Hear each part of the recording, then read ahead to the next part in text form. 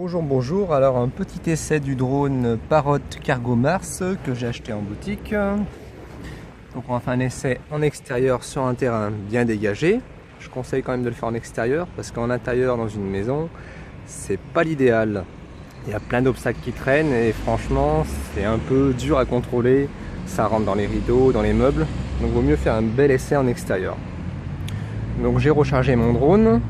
On a à peu près 9 minutes d'autonomie sans le carénage, c'est-à-dire sans la protection. Et avec la protection, ça donne à peu près 7 minutes de vol. Donc je conseille fortement, si vous voulez vous amuser un tout petit peu, de racheter une batterie supplémentaire. C'est plus sympa pour s'amuser. Donc là, mon drone est chargé, prêt à fonctionner. J'ai téléchargé l'application sur mon smartphone. Je lance l'application. Ça se connecte tout simplement en Bluetooth avec le drone. Il me demande au démarrage de l'application si j'ai mis la protection ou pas. Moi j'ai mis la protection. Et là, voilà, je sais pas si vous voyez bien à l'écran.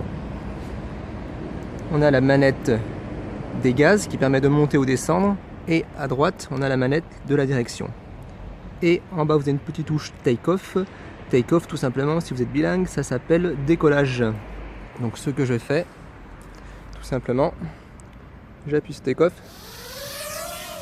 Et mon drone s'envole, voilà. Et vous pouvez voir que là je ne touche absolument pas aux commandes et mon drone se stabilise tout seul. Donc là je ne touche à rien. Donc les Parrot ont cette particularité d'avoir un capteur sous le drone qui détecte le sol et le drone se stabilise sans rien faire. Donc là je peux, en touchant la commande, monter le drone. Voilà. Et je peux redescendre le drone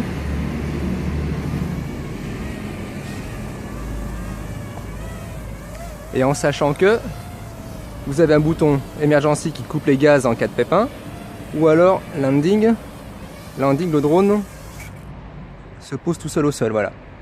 Il atterrit sans encombre. Donc ça permet en fait en cas de pépin, s'il y a un petit problème, de pouvoir poser son drone en toute sécurité, sans avoir un atterrissage un petit peu à l'arrache, un petit peu violent. Voilà, le drone se pose tout seul. Alors je vais essayer de filmer en même temps. Désolé si ça bouge un peu. Je filme et j'essaie de contrôler mon drone en même temps. Alors je redécolle, le petit bouton take off. Donc ça c'est vraiment de l'assistana, mais c'est super pratique quoi. Vous faites rien et votre drone se décolle tout seul. Là je vais faire monter un petit peu en l'air, on va voir ce qui se passe. Je vais le monter.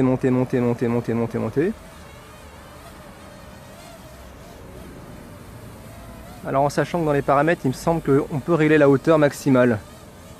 Alors attendez. Je vais le faire se poser. Là je ne touche à rien. Il se pose tout seul. Je vais essayer de régler dans les paramètres la hauteur maximale. Alors désolé que les reflets, on n'y voit pas grand chose. Mais là voilà, paramètres de pilotage, altitude max, 10 mètres, on va voir, on va s'amuser un petit peu. Et je dois pouvoir également régler la vitesse de rotation maximale. On va pousser un petit peu. Ça, ces paramètres là, je ne les ai pas poussés au maximum en intérieur, parce que j'avais pas envie de cracher mon drone dans le mur. On va essayer.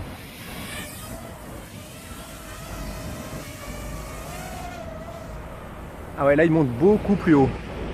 Il y a carrément une grosse différence. Alors le seul truc qui me fait peur, là on est bien à 10 mètres de hauteur. La seule chose qui me fait peur, c'est que le drone, si je vais trop loin, s'il s'éloigne de mon téléphone, parce qu'on a une portée Bluetooth, c'est qu'il perd le contrôle et qu'il se crache. Bah écoutez, on va essayer. Hein. Au pire, il tombera dans l'herbe. Ouais, je suis à peu près à 10 mètres là. J'ai poussé au maximum la hauteur. Et on a 10 mètres de hauteur. Alors on peut faire les acrobaties, je maîtrise pas encore bien le truc, mais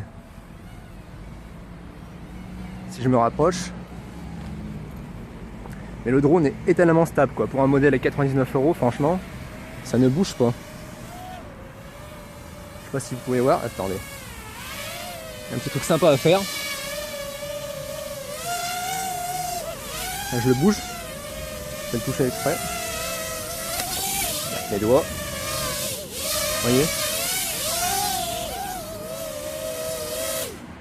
Bon, là, forcément, J'ai fait exprès, ça a coupé les gaz automatiquement. Faut que son sympa, c'est qu'il y a un départ en vol. J'ai enclenché une fonction et normalement, si je lance, et voilà, j'ai lancé en l'air, il s'est mis en route tout seul. Là, il se barre, je ne sais pas où. Bon, ça va. Pour l'instant, il se stabilise. Je vois quand je suis à 52% de batterie depuis tout à l'heure. Il est là. Je vais le rebaisser un petit peu. Un petit problème technique, hein. Mon drone, je l'ai un petit peu perdu le contrôle, il s'est envolé, il est allé dans la maison qu'on voit en face là. Il a touché le câble téléphonique. Hein, merci France Télécom. Et badaboum, bah voilà, il a volé.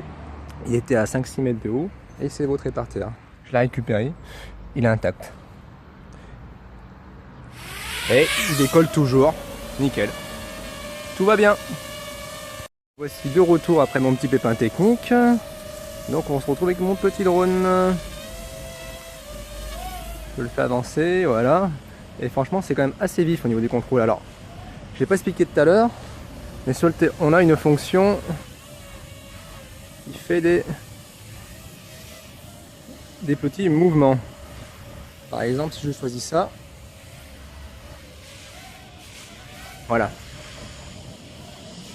Il fait des petits flips en l'air. C'est amusant.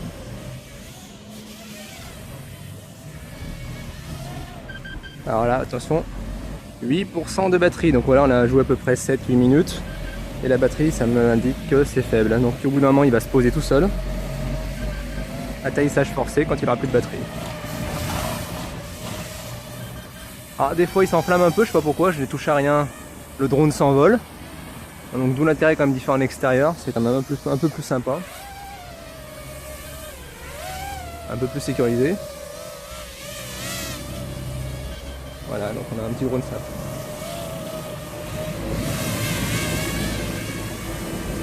Là, je pense qu'il va bientôt se poser, quoi.